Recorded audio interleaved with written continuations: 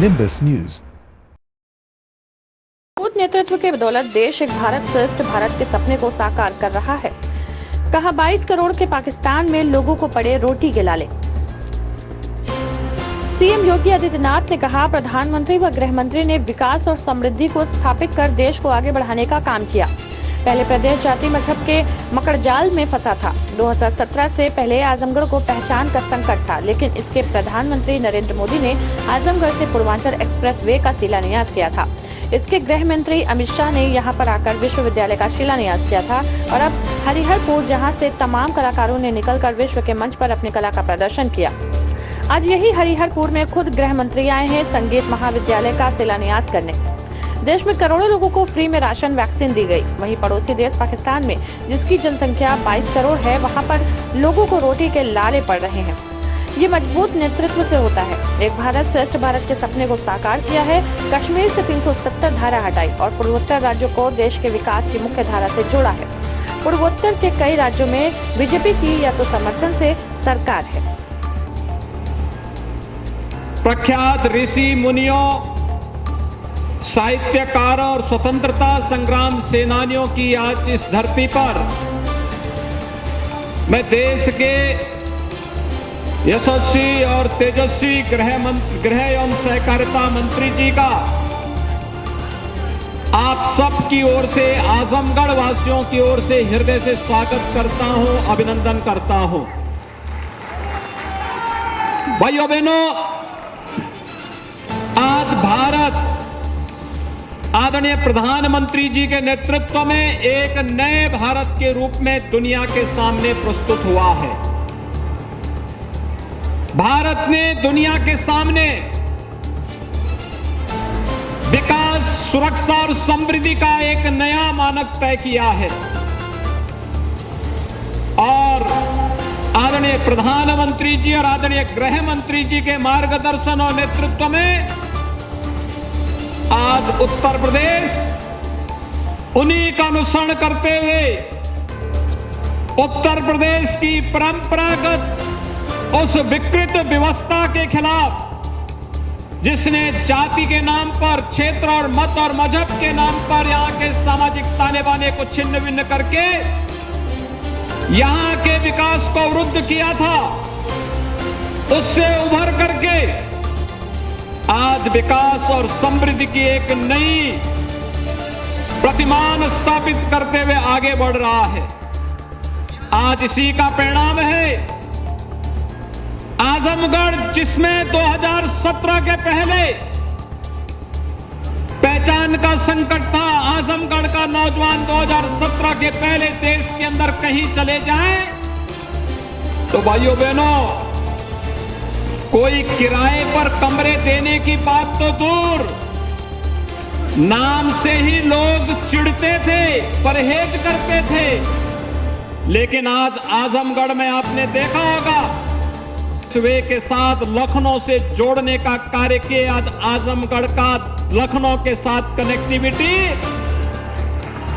17 के पहले, 19 के पहले, जिस आजमगढ़ को लखनऊ पहुंचने में 6 से 7 घंटे लगते थे, आज मात्र 2 से 2.5 घंटे में आजमगढ़ से हम लखनऊ पहुंच सकते हैं। पूर्वांचल एक्सप्रेस वे की सौगात आदरणीय प्रधानमंत्री जी ने आजमगढ़ वासियों को दी। और आदरणीय गृह मंत्री जी जब पिछले विजिट में आए थे आजमगढ़, दशकों की आपकी मांग, महाराज सुहेलदेव के नाम पर विश्वविद्यालय की स्थापना हो, विश्वविद्यालय का शिलान्यास सी आजमगढ़ में किए थे। विश्वविद्यालय ने अपना सत्र प्रारंभ किया और बहुत शीघ्र उसके भव्य भवन का उद्घाटन भी होने जा रहा है। और आज आपकी एक विरासत को सम्मान देने के लिए हरिहरपुर घराना संगीत का एक ऐसा घराना है जिसमें गायन, वादन और नृत्य तीनों विधाओं को अपने अपने समय के उन मूर्धन्य विश्वविख्यात कलाकारों ने यहां से चल करके दुनिया के मंचों में उन्हें सम्मान दिलाने का कार्य किया था। आजमगढ़ की उस विरासत को सम्मान दिलाने के लिए आज आदरणीय गृह मंत्री जी स्वयं आजमगढ़ में आए हैं। मैं इस अवसर पर आजमगढ़ की कला की इस धरोहर की ओर से, आजमगढ़ के साहित्यकारों की ओर से, वीर स्वतंत्रता संग्राम सेनानियों की इस धरा पर आजमगढ़ का नाम कहीं बम विस्फोट में जरूर आ जाता था। आजमगढ़ का नाम किसी और ही विनाशकारी कार्यों में आता था, लेकिन आज आजमगढ़ विकास के लिए जाना जा रहा है। एक झटके में 4,600 करोड़ रुपए से अधिक की परियोजनाओं का लोकार्पण और शिलान्यास अभी आदरणीय गृह मंत्री जी के कर कमलों से यहां पर हुआ है। ये दिखाता है कि एक एक पाई आज विकास के लिए आपके लिए लग रहा है। कहीं पर हाईवे और सड़क के कार्य हो रहे हैं, कहीं पर पॉलिटेक्निक बन रहा है, कहीं डिग्री कॉलेज बन रहा है, कहीं पर इंटर कॉलेज बन रहा है, कहीं हर घर नल की योजना बन रही है, और जहां पर कल्याणकारी योजनाओं का कार्य हो तो भाइयों बहनों, गरीब को मकान का मामला हो, शौचालय का मामला हो, विद्युत कनेक्शन का मामला हो, आयुष्मान भारत की योजना का मामला हो, और कोरोना कालखंड में तो उत्तर प्रदेश के 15 करोड़ लोगों को आदरणीय प्रधानमंत्री जी ने फ्री में राशन की सुविधा उपलब्ध करवाई। फ्री में राशन आज भी मिल रहा है। याद करिए, भारत की आबादी है 140 करोड़ और पिछले 3 वर्ष से मार्च 2020 से लगातार 80 करोड़ लोगों को फ्री में राशन प्रधानमंत्री मोदी जी दे रहे हैं। 220 करोड़ लोगों, 220 करोड़ वैक्सीन की फ्री में डोजेज भारत के नागरिकों को उपलब्ध करवाई। यही अंतर है। अच्छा नेतृत्व होता है अपने नागरिकों के सुख और दुख में सहभागी बनने के साथ साथ उनके जीवन स्तर को उठाने, उनके विकास, उनकी समृद्धि, उनकी सुरक्षा का कार्य होता है।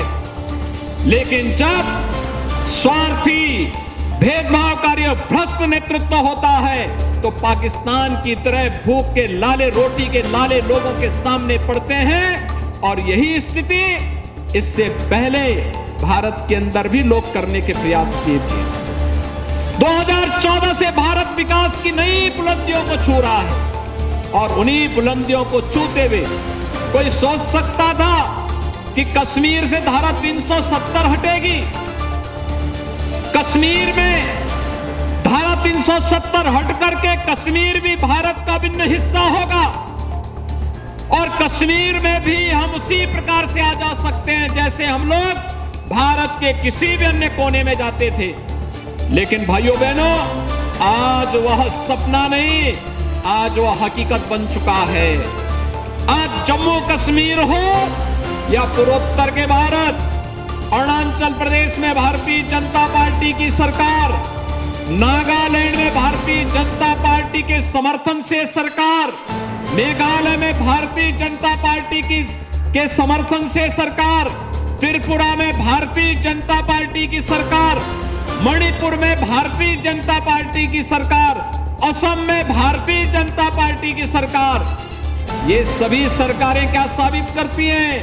विकास वहां तक पहुंचा है और वहां का अलगाववाद समाप्त करके उसे राष्ट्र की मुख्य धारा के साथ जोड़ करके एक भारत श्रेष्ठ भारत की परिकल्पना को साकार किया गया है।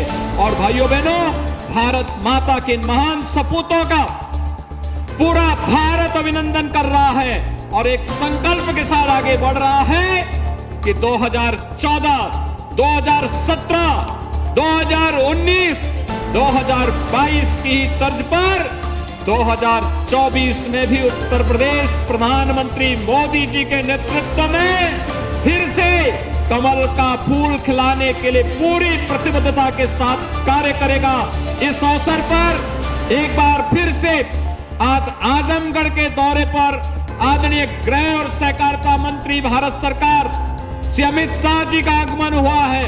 मैं उत्तर प्रदेश वासियों की ओर से, आजमगढ़ वासियों की ओर से उनका हृदय से स्वागत और अभिनंदन करते हुए पहले योगी जी को बधाई देना चाहता हूं, जिस आजमगढ़ को पूरे देश भर में आतंक के केंद्र के रूप में माना जाता था, वो आजमगढ़ की धरोहर हरिहर घराने को फिर से सम्मान देने के लिए संगीत महाविद्यालय की आज यहाँ नींव रखने का काम हुआ है। मित्रों, मुझे ठीक याद है, मैं गुजरात का गृह मंत्री था, अहमदाबाद में बम धमाके हो गए थे और जब अहमदाबाद की पुलिस बम धमाकों के सूत्र ढूंढते ढूंढते देश भर में से आतंकियों की गिरफ्तारी कर रही थी, तब उसका सबसे बड़ा सूत्रधार आजमगढ़ के अंदर से पकड़ा गया। और योगी जी ठीक ही कह रहे थे, आजमगढ़ की छवि कभी ये हरिहर घराने से जानी जाती थी, पंडित छन्नूलाल मिश्र जैसे गायकी के विद्वानों से जानी जाती थी। वो आजमगढ़ को, वो छवि को धूमिल करने का काम ये सपा बसपा सपा की सरकारों ने किया था। आज मुझे आनंद है कि उसी आजमगढ़ में आज संगीत का विश्व महाविद्यालय स्थापित होने जा रहा है।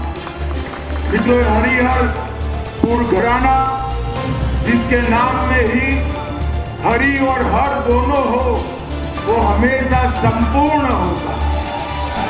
और गायकी की दृष्टि से, कला की दृष्टि से तीनों विधाएं, गायन, वादन और नृत्य, तीनों विधाओं का एक जमाने में हमारा आजमगढ़ केंद्र हुआ करता था। ये हरिहरपुर संगीत के घराने के पद्म विभूषण छन्नूलाल मिश्र, अंबिका मिश्र, डॉक्टर मनोज कुमार मिश्र, ऐसे ढेर सारे राष्ट्रीय और अंतर्राष्ट्रीय ख्याति प्राप्त सभी कलाकारों को आज बहुत आनंद होगा कि इसी आजमगढ़ के अंदर संगीत का विद्यालय शुरू हो रहा है।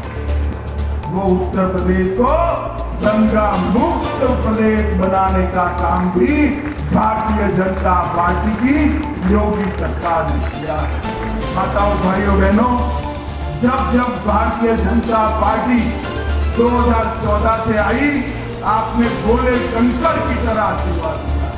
चाहे 2014 हो, 2017 हो, 2019 हो या 2022, हर चुनाव में आपने भारतीय जनता पार्टी की झोली वोटों से भर दी है। और प्रधानमंत्री जी ने भी उत्तर प्रदेश के विकास के लिए दिल्ली के खजाने के दरवाजे खोलकर, मन खोलकर उत्तर प्रदेश को दिया। हर योजना उत्तर प्रदेश से होकर ही देश में जाती है। उत्तर प्रदेश आज विकास के रास्ते पर चल पड़ा है।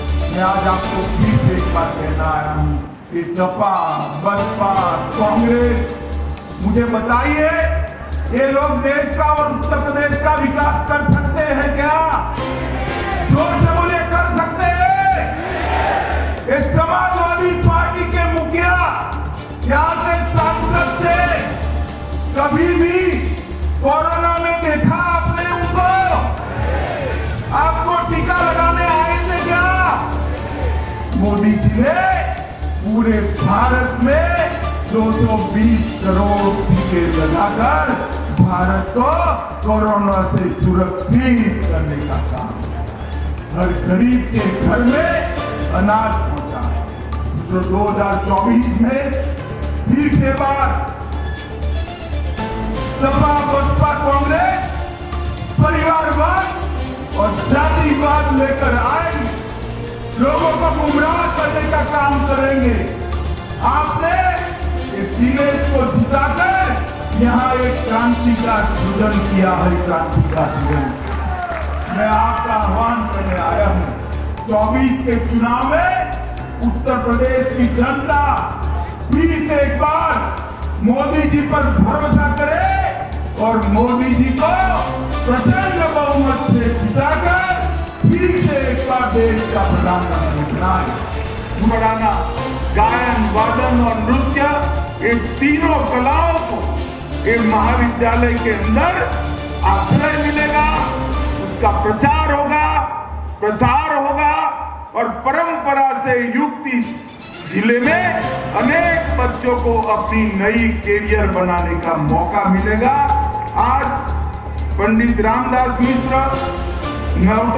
नौरतन मिश्र, सांवला मिश्र, देवी प्रसाद मिश्र, गुरु सहाय मिश्र, बुलबुल महाराज, श्यामलाल मिश्र, जोखू मिश्र, चाहे गायन हो, सारंगी हो, तबला हो, नृत्य हो, हर कला को इन लोगों ने समग्र विश्व के पटल पर रखने का काम किया था। आज मैं मन से योगी जी को बधाई देना चाहता हूं कि संगीत का महाविद्यालय आने वाले दिनों में न केवल उत्तर प्रदेश, आने वाले दिनों में पूरे भारत का गौरव समग्र विश्व में बढ़ाएगा, इसका मुझे पक्का भरोसा है। पर इतनी बड़ी संख्या में आए हुए प्यारे भाइयों, बहनों, माताओं और मेरे जिगर के टुकड़े जैसे युवा मित्रों, आप सभी को नमस्कार। मित्रों, आज महर्षि दुर्वासा, महर्षि देवल, चंद्रमा और महर्षि दत्तात्रेय की भूमि को मैं प्रणाम कर मेरी बात की शुरुआत करना चाहता हूं। आज मैं जब यहां आया हूं तब आजमगढ़ के महान स्वतंत्रता सेनानी बाबू सीताराम अस्थाना, बाबू विश्राम राय, डॉक्टर सूर्यनाथ सिंह, श्री अंबिका सिंह, श्री उदय भान सिंह, श्री द्वारिका लाल, श्री श्याम नारायण लाल, ये सभी को श्रद्धांजलि देकर आज मैं अपनी बात की शुरुआत करना चाहता हूं। भारत माता की। क्यों भाई, आजमगढ़ वालों की आवाज को क्या हुआ है? 4000 करोड़ से ज्यादा रुपयों का योजना लेकर आज यहाँ पर योगी जी आए हैं। ऐसी आवाज नहीं चलेगी। मेरे साथ दोनों हाथ उठाइए। अंत तक सभी लोग पेंडल में हाथ उठाए जरा। मोदी जी को फिर से प्रधानमंत्री बनाने के संकल्प की मुट्ठी बींचिए और प्रचंड आवाज से बोलिए, भारत माता की, भारत माता की, भारत माता की। Bureau report, nimbus news, Varanasi. Nimbus news. खबर देश की राजनीति की हो या खबर गंगा के किनारे बसी काशी की संस्कृति की, खबर चाहे खेल जगत की हो या मनोरंजन जगत की, हर छोटी बड़ी खबर को हम पहुंचाएंगे आप तक बेबाक और सटीक अंदाज में, क्योंकि हम हैं दूरदर्शी दर्पण, आईना समाज का।